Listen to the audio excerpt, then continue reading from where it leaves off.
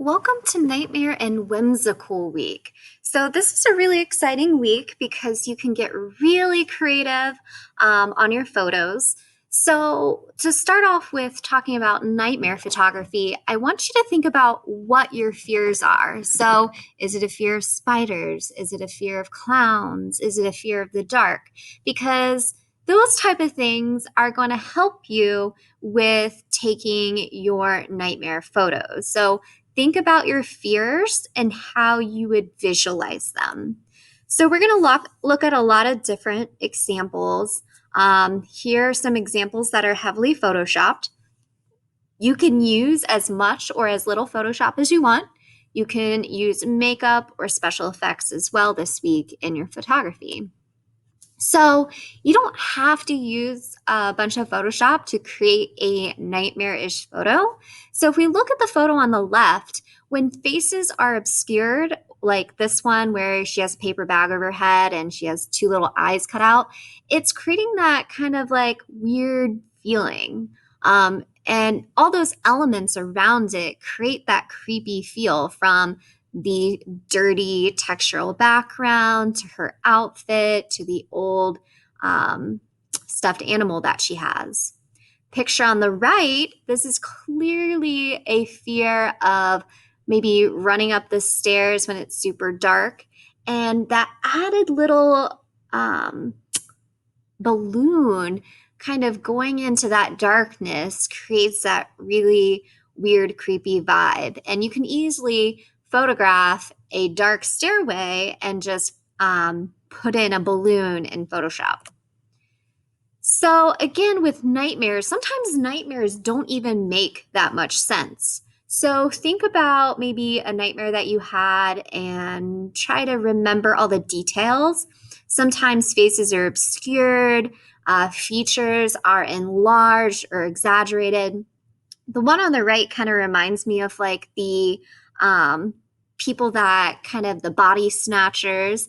And this is just a really easy silhouetted photo. And then you just kind of put in Photoshop, use the brush tool to brush in light colored eyes. So, again, while you guys are taking photos, you can use masks. So, for example, in this picture here, it is a clear foreground, blurry background photo. This is a very simple photo that you can take any time of the day, and they made it black and white to push that scary vibe.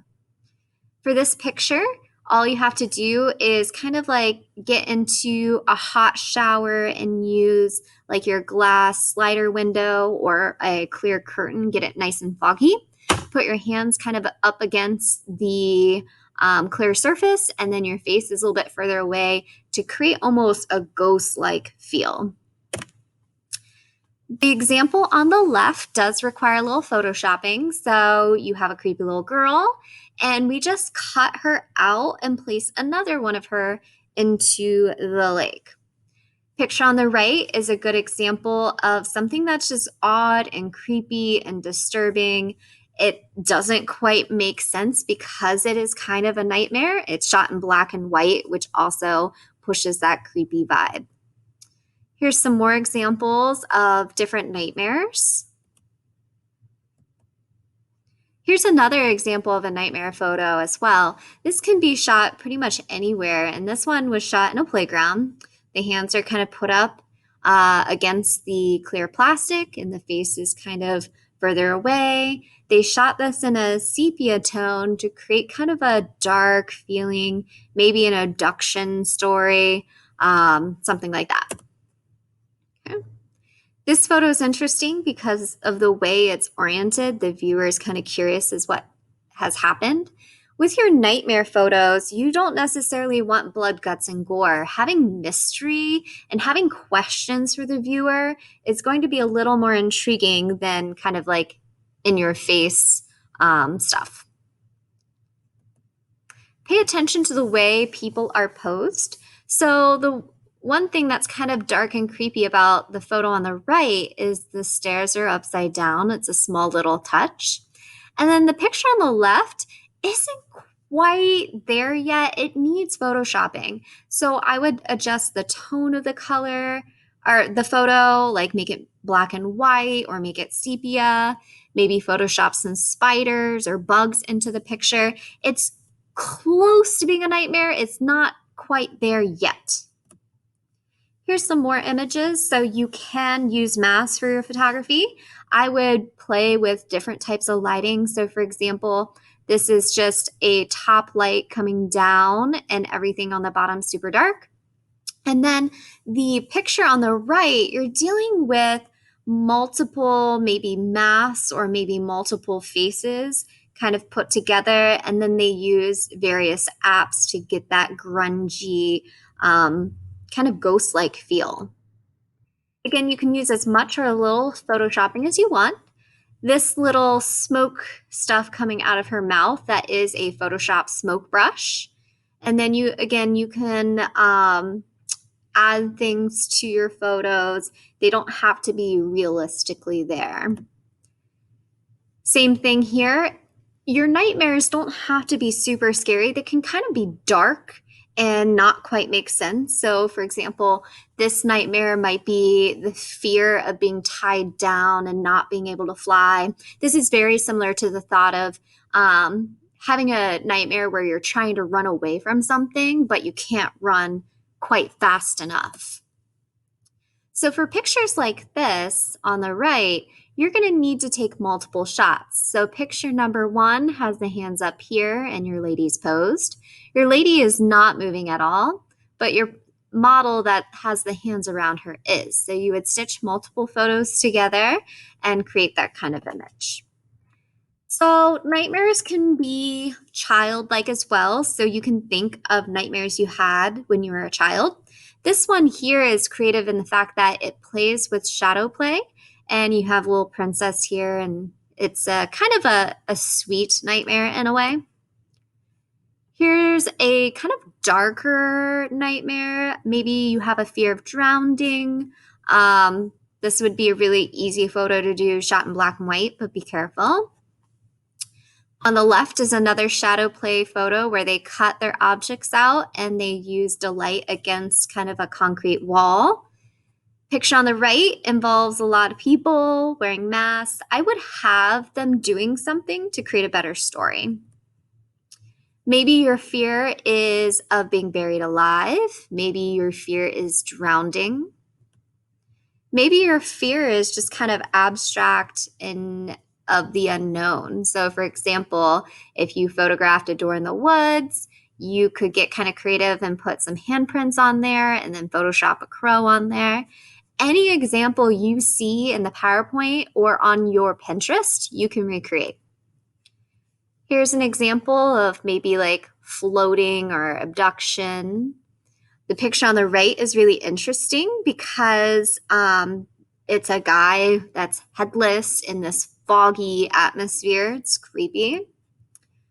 And again, you can get kind of scary with this week. You have full reign of your creativity. So if you want to wear a mask, if you want to do makeup, great. If you want to go out to a cornfield, great. This is your week to really get creative. Picture on the right, if you have creepy objects, it's a really fun week to kind of photograph those. Here's some more examples. And a lot of Nightmare Whimsical photography does tell a story. So here's some examples of that. But all of these photos, you should feel kind of scared, kind of off balance, kind of creeped out. And the more images you look at, the more ideas you'll get. Now, not all nightmare photos have to be dark toned or black and white. You can shoot these in the middle of the day and add filters to make them appear darker, but they don't necessarily all have to be black and white. And here's a really good example. Kind of reminds me of It a little bit, where you have the balloons. Maybe this nightmare is about, being stuck or not being able to ascend to maybe another job position, which is why he's kind of in that business suit. Now, whimsical is kind of the opposite. Whimsical can kind of teeter around nightmares sometimes. Sometimes you'll have really great dreams that turn into a nightmare and really weird nightmares that turn into something whimsical. So, whimsical is more magical. Think Harry Potter, think Alice in Wonderland, think about like Tim Burton. Those kind of things are whimsical. So, something magical is happening in whimsical photography, something that's kind of happy. Think about Disney, think about princesses and the stories that you read when you were little. So these are all very light and airy in color. A lot of these have maybe a floating aspect to it or an unrealistic aspect to it. So let's talk about the picture on the right. You have a girl in the woods, and how you get that big old book there is you want to take a picture in that same setting with the book for one photo, and then your picture of your model in the same setting. So what you would do is you would enlarge that book, and this image would be easily created. Here's another image that you guys can easily do. You have a girl laying on the bed and you Photoshop goldfish in, and they're just kind of coming out of her mouth. There's that weird whimsical element to it. Here's some more examples of whimsical photography. So if you don't like scary things, you can always do the opposite, which is whimsical.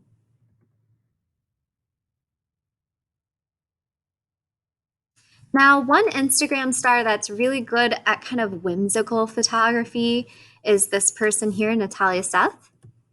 She does a lot of whimsical, colorful things. So if you're looking for a source of inspiration, she would be a really good person to look at.